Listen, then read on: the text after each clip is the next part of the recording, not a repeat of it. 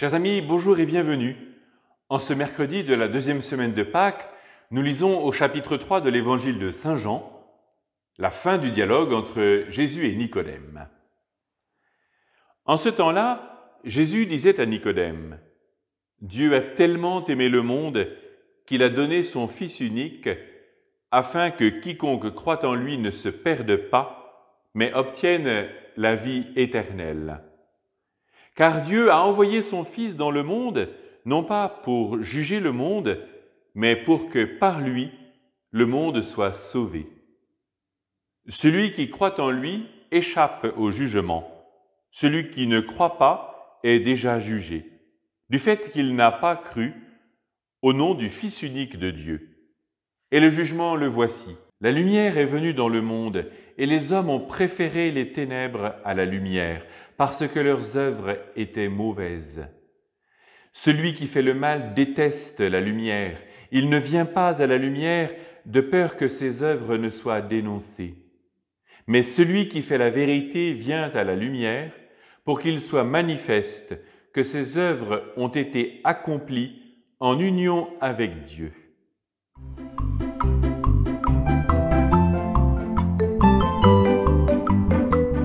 Cette déclaration de Jésus à Nicodème est sans doute une des perles de l'Évangile. Jésus nous révèle ce qu'il y a au plus profond du cœur de Dieu. Dans les synoptiques, Matthieu, Marc et Luc, nous entendons dans la bouche de Jésus « Je ne suis pas venu pour condamner le monde, mais pour qu'il soit sauvé », ou encore « non pour les justes, mais pour les pécheurs ».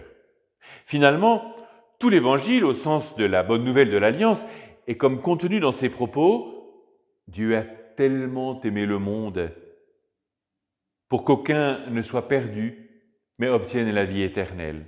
Non pour juger le monde, mais pour que, par le Fils unique et bien-aimé du Père, le monde soit sauvé. » L'Évangile se déploie à partir de ces quelques mots, des paroles typées en Saint Jean. Il y aurait sans doute beaucoup à dire sur le fait que Dieu aime le monde. Oui, vraiment, Dieu aime le monde jusque dans ses errements. Ce qu'il n'aime pas, c'est le péché, et particulièrement parce que le péché abîme l'humanité et le monde, qu'il aime par-dessus tout. Je voudrais m'arrêter un instant sur la figure du Fils et du Fils unique. Derrière cette figure, il y a, me semble-t-il, l'humanité rassemblée et surtout la qualité de la relation que Dieu désire. La première alliance a pris comme image de notre relation à Dieu la relation conjugale, avec tout ce que cela veut dire de beau, de fort, d'intense, mais aussi pour exprimer la fidélité de Dieu là où la nôtre est peut-être inégale. Et justement, l'alliance, c'est que le plus fort, en l'occurrence le Seigneur, vient soutenir le plus faible. C'est la fidélité de Dieu qui vient soutenir notre fidélité. Dans la Nouvelle Alliance, la figure symbolique du Fils vient en complément pour dire l'attachement de Dieu envers tout l'humain, comme si c'était la chair de sa chair, ou mieux, parce que l'Esprit de Dieu parle et guide notre esprit pour nous conduire à sa lumière. Dans la relation Père-Fils, il y a l'origine. Tout ce que nous sommes vient de Dieu. Et c'est beau, quand bien même il peut nous arriver de l'abîmer. Mais il y a aussi le fait que Dieu désire faire grandir ses enfants pour les conduire non pas seulement à la beauté première de la création, mais à la merveille plus grande encore qu'est la recréation ou la rédemption.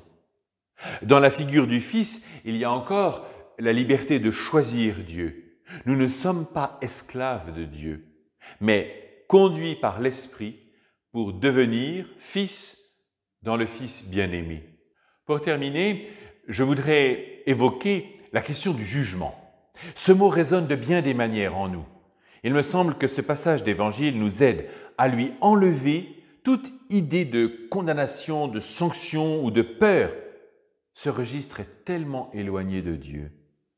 Beaucoup d'entre nous ont été marqués par cela. Et je me souviens qu'en réaction, on m'a souvent dit, comme une exigence morale, « il ne faut pas juger ». Je crois que c'est une bêtise et un péché. Le Seigneur ne nous a pas donné une intelligence et un esprit de discernement pour les laisser à la porte de nos existences. Il est important d'évaluer, de discerner les actes, les situations, et non les personnes bien sûr, car cela appartient à Dieu qui seul sonde les reins et les cœurs en vraie justice et profonde miséricorde. Ce qu'il nous appartient de discerner, c'est précisément la lumière dont parle Jésus ici, pour justement entrer avec confiance dans la foi qui nous fait vivre et aimer comme Dieu aime et nous donne sa vie. Bonne journée et à demain!